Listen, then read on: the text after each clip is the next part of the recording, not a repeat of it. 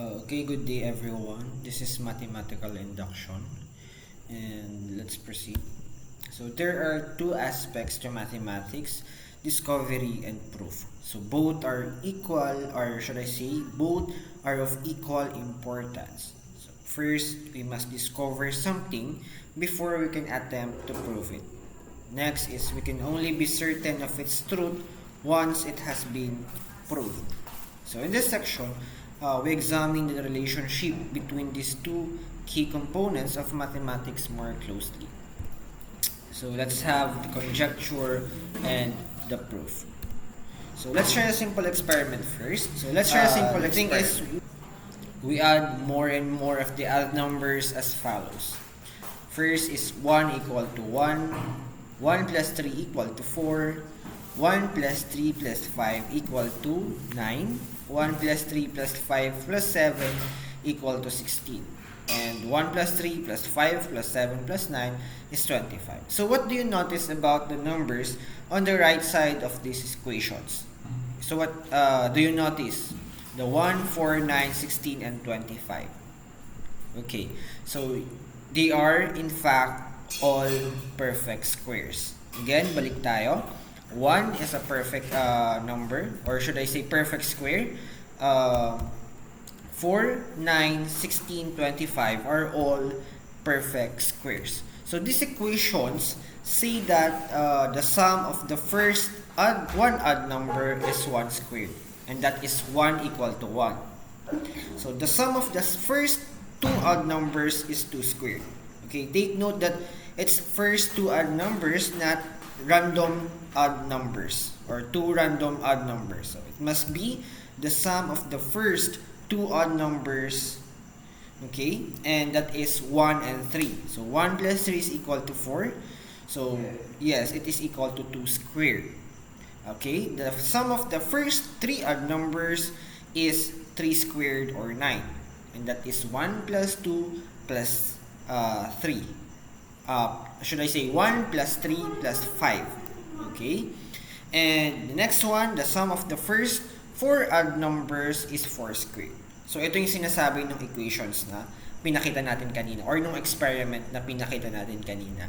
Okay, so this leads naturally to the following question. Is it true that for every natural number n, the sum of the first n odd numbers is n squared? Again, so is it true that for every natural number n, the sum of the first n odd numbers is n squared? So could this remarkable property be true? Let's find out. So we could try a few more numbers and find that the pattern persists for the first 6, 7, 8, 9, and 10 odd numbers. Okay, so pwede nyong gawin yan ngayon. So the first 6 odd numbers are 1, 3, 5, 7, 9, 11. So try nyo kunin yung sum and tingnan ninyo if still n squared siya or perfect square. Okay, so at this point, we feel quite sure that this is always true. So we'll make a conjecture, and that is rather the sum of the first n odd numbers is n squared, or the sum of the first n odd numbers is a perfect square. Okay, so since we know that the n odd number is 2n minus 1, we can write this statement more precisely as 1 plus 3 plus 5 plus 2n minus 1 quantity equal to n squared. So the n odd number, or should I say 2n minus 1 represents the nth odd number. Take note that 2n represents the even number. Okay, so 2n minus 1 represents this one, and odd number. Okay, so it is important to realize that this is still a conjecture. Okay, we cannot conclude by checking a finite number of cases that a property is true for all numbers, because they are infinitely many. So let's see this more clearly. Okay, suppose someone tells us he has added up the first trillion odd numbers and found that they do not add up to 1 trillion square. So what would you tell to this person? Okay, so it would be silly to say that you are sure it's true because you've already checked the first 5 cases. Okay, sa the experiment natin kanina, of course, it's silly to claim na it is true because of that short experiment. So, however, take out paper and pencil and start checking it yourself. But this would probably take the rest of your life. Okay, so like you are adding the first trillion odd numbers. Okay, so this would probably take the rest of your life. So the tragedy would be that after completing this task, you will still not be sure of the truth of the conjecture. Do you see why? So herein lies the power of mathematical proof. So a proof is a clear argument, that demonstrates the truth of a statement beyond doubt. So let's proceed to this one. Let's consider a special kind of proof called mathematical induction. So now let's see how it works. Suppose we have a statement that says something about all natural numbers n. So let's call this statement P. For example, for every natural number n, the sum of the first n odd numbers is n squared. Or, for every natural number n, the sum of the first n odd numbers is a perfect square. So since this statement is about all natural numbers, it contains infinitely many statements. So we will call them P of 1, P of 2, P of 3, P of 4, and so on. So P of 1 is the sum of the first one odd number. Or should I say, P of 1, the sum of the first one odd number is 1 squared. For P of 2, the sum of the first two odd numbers is 2 squared. P of 3, the sum of the first three odd numbers is 3 squared, and so on. Okay, so how can we prove all of these statements at once? And mathematical induction is a clever way of doing so. So the crux of this idea is, suppose we can prove that whenever one of these statements is true, then the one following it in the list is also true.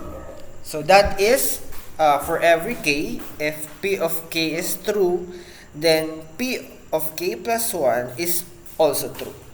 So again, for every k, if P of k is true, then P of k plus 1 is true.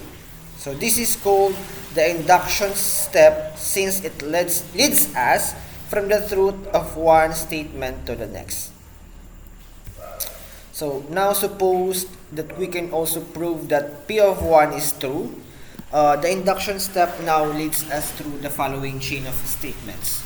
So P of 1 is true, so P of 2 is true. P of 2 is true, so P of 3 is true rather. P of 3 is true, so P of 4 is true. So we see that if both the induction step and P of 1 are proved, then statement P is proved for all n. So again, we see that if both the induction step and P of 1 are proved, then the statement P is proved for all n, or all natural numbers. So the following is a summary of this important method of proof. For each natural number n, let P of n be a statement, or should I say, let P of n be a statement depending on n. Suppose that these conditions are satisfied. Number 1, P of 1 is true. Number 2, for every natural number k, if P of k is true, then P of k plus 1 is true. Then P of n is true for all natural numbers. Okay. So to apply this principle, there are two steps. number 1, ang unang gagawin natin is to prove that si P of 1 is true. Okay? First thing to do is to prove that P of 1 is true. So assume that P of K is true and use this assumption to prove that P of K plus 1 is true. Okay, notice that in step 2, we do not prove that P of K is true. We only show that if P of K is true, then P of K plus 1 is also true. So the assumption that P of K is true is called the induction hypothesis. Take note of this induction hypothesis kasi gagamitin natin yan on the latter part of this discussion. So we now use mathematical induction to prove that the conjecture we made at the beginning of this section is true. Yung ginagamit natin conjecture kanina, that the first odd numbers or the sum of the first odd numbers is a perfect square. So prove that for all natural numbers n, 1 plus 3 plus 5 plus 2n minus 1 quantity is equal to n squared. Okay, so let P of n denote the statement. We need to show that P of 1 is true. Okay, so however, P of 1 is simply the statement that 1 is equal to 1 squared. So that is the P of 1. Again, 1 equal to 1 squared. So this is of course true. It also show doon sa experiment natin, yung unang term, the 1 equal to 1, di ba? So that is the first odd number. So we assume that P of K is true, thus our induction hypothesis is this one. 1 plus 3 plus 5 plus 2k minus 1 quantity equal to k squared. Again, this is our induction hypothesis. That k squared, baliktarin lang natin, k squared is equal to 1 plus 3 plus 5 plus 2k minus 1 quantity. Okay, so we want to use this to show that P of K plus 1 is true. And that is 1 plus 3 plus 5 plus 2k minus 1 plus, okay, ganito. So 1 plus 3 plus 5, again, this is like, this is like a sequence or a series. So first is 1, second 3, third is 5, and the unknown term natin is 2k minus 1. So ang susunod kay 2k minus 1 is 2 quantity k plus 1 or 2 times k quantity k plus 1 minus 1. Again, first series is 1, 3, second, third is 5, the unknown is 2k minus 1, and ang susunod sa kanya na i-add kay 2k minus 1 is the 2 times quantity k plus 1 minus 1. And that is equal to k plus 1 quantity squared. Okay, so itong k plus 1 quantity squared, ano lang yan? Yung k squared yan kanina. Since ang gagawin natin, we will prove that P of k plus 1 is true. So, take note that we get P of k plus 1 by substituting k plus 1 for each n in the statement. Okay, pinalitan lang natin. So next is we start with the left side and use the induction hypothesis to obtain the right side of the equation. So ang gagawin natin, balik tayo dito, kunin lang natin yung left side ng equation to obtain k plus 1 quantity squared. Kailangan makuha natin siya using the left side of the equation. Okay, so this is the left side of the equation. The 1 plus 3 plus 5 plus the 2k minus 1. Yun yung left side. This is the induction hypothesis natin. Pansinin nyo, yung unang group natin. So, yung unang group natin is the 1 plus 3 plus 5 plus 2k minus 1.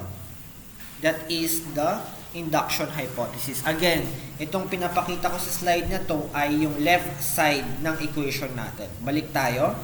Left side ng equation, 1 plus 3 plus 5 plus 2k minus 1 plus 2 times k plus 1 quantity minus 1. Yan yung left side. And balik tayo sa sinasabi kong induction hypothesis. Ang induction hypothesis natin ay 1 plus 3 plus 5 plus 2k minus 1 quantity equal to k squared. Or, balik na rin natin siya. K squared is equal to 1 plus 3 plus 5 plus 2k minus 1. Okay, so balik na tayo sa kanina.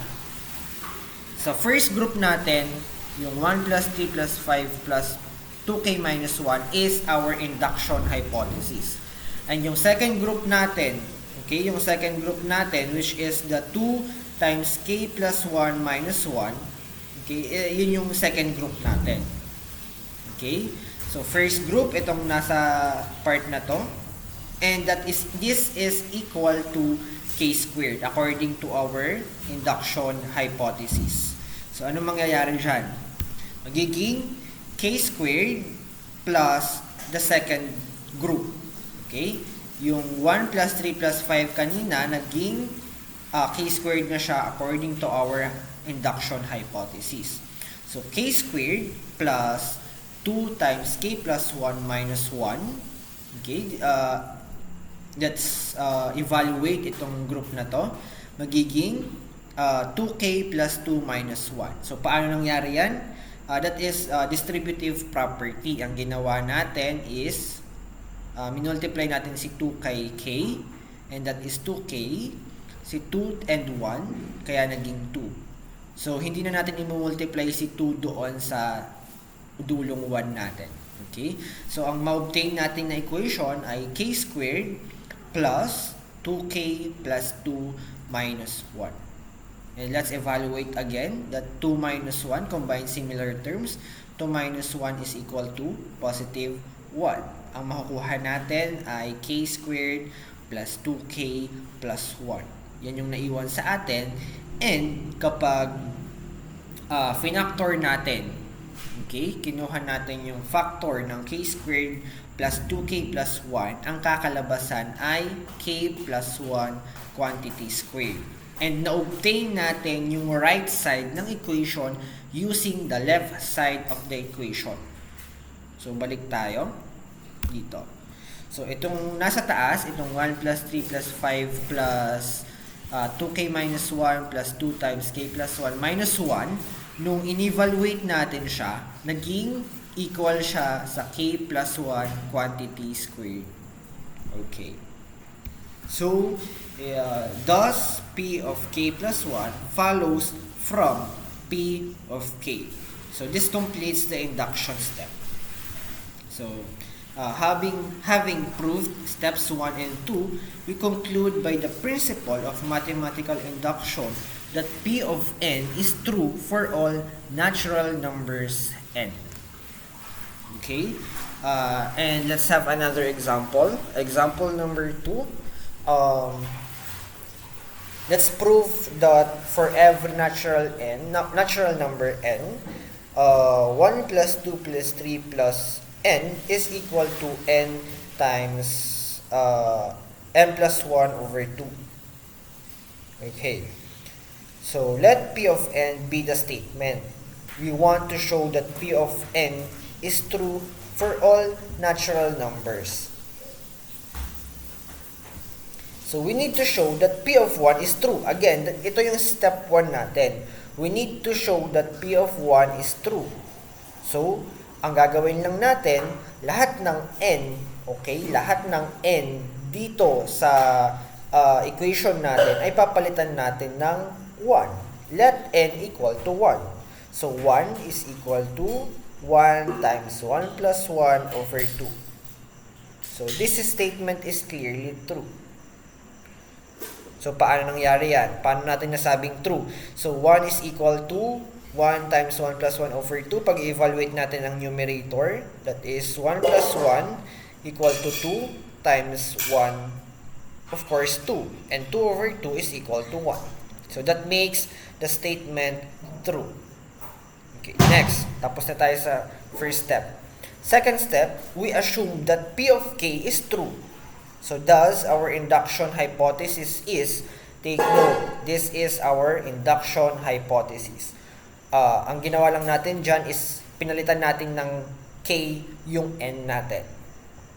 So again, that is 1 plus 2 plus 3 plus K equal to K times K plus 1 over 2.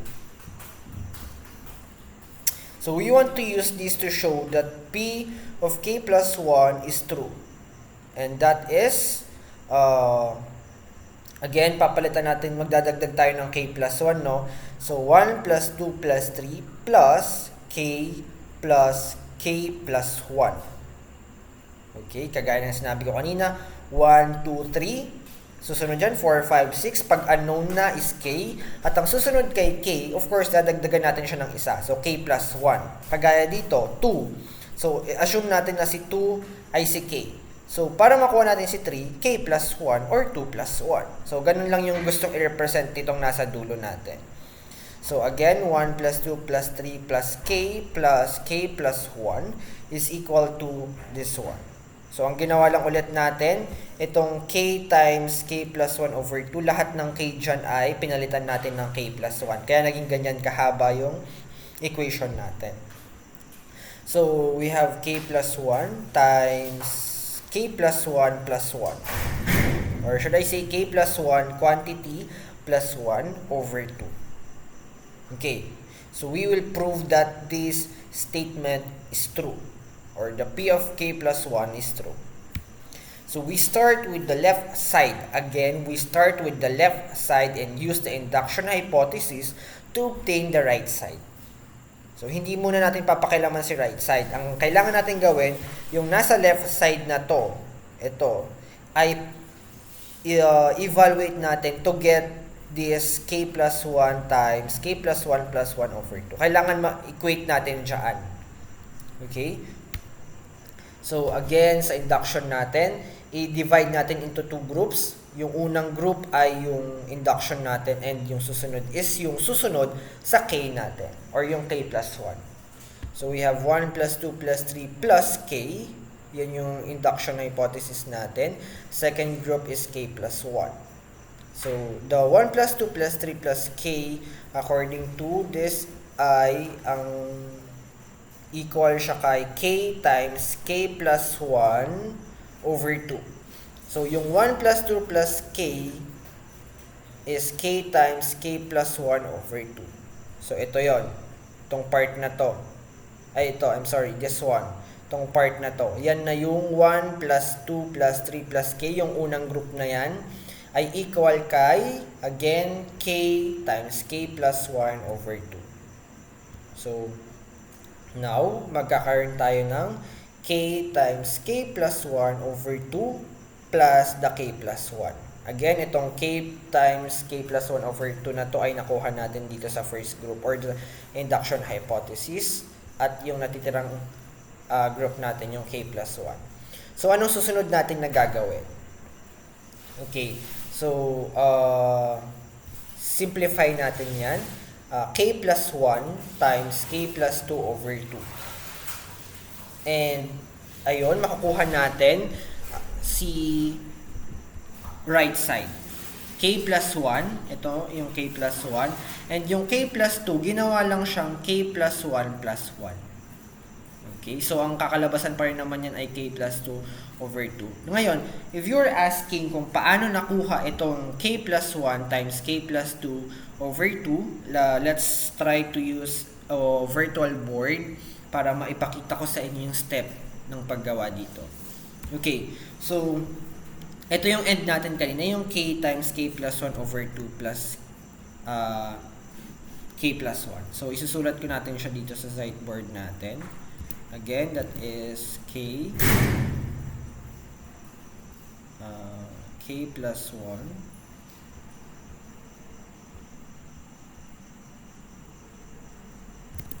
hintayin lang natin kasi medyo mahirap magsulat dito plus K plus 1 k plus 1. Okay. So, gagawin lang natin dyan is ipag-add natin yan. Okay, ipag-add natin sila. And of course, ayan, para tayo mag-add ng rational equation. Okay, so ang LCD natin ay 2. I hope alam nyo na kung paano mag-add ng ganito or ng fraction or ng rational expression. Okay, so 2 is our LCD. So 2 divided by 2 is equal to 1. And i-multiply natin siya dito. So 1 times itong part na to ay sulat natin yan. So magiging k times k plus 1. Kasi multiply lang naman natin siya sa 1. So any number multiplied by 1 is equal to the number. Okay, so k times k plus 1 lang din siya. Next, 2 divided by 1, okay, 2 divided by 1 is equal to 2. Okay, so 2 times ito na numerator natin, which is k plus 1. Ang kakalabasan niyan ay, i-group lang natin to saglit. So, ito yung nauna kanina. So, magiging 2. I'm sorry, may addition pa pala. Okay. May operation pa tayo. So, plus 2 times k plus 1.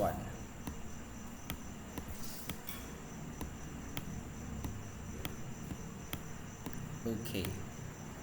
So, ngayon, ang susunod na gagawin natin dyan ay yung sa numerator natin, isi-simplify natin yan. Or kukunin natin yung factors niyan. So, makikita natin meron tayong common monomial dito, which is si k plus 1. So, kopyahin natin si k plus 1. Yan ang common monomial nila.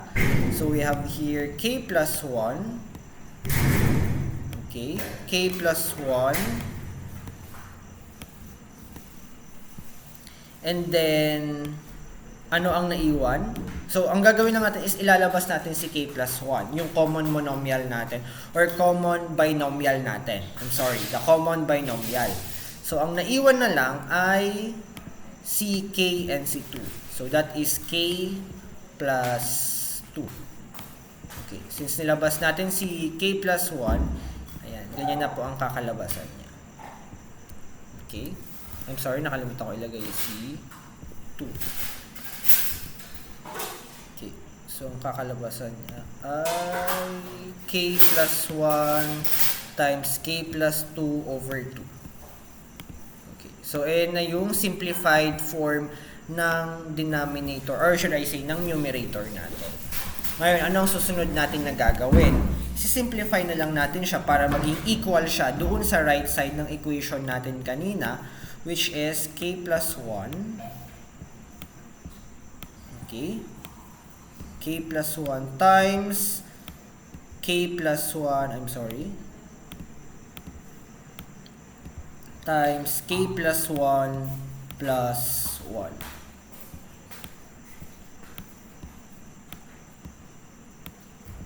Okay.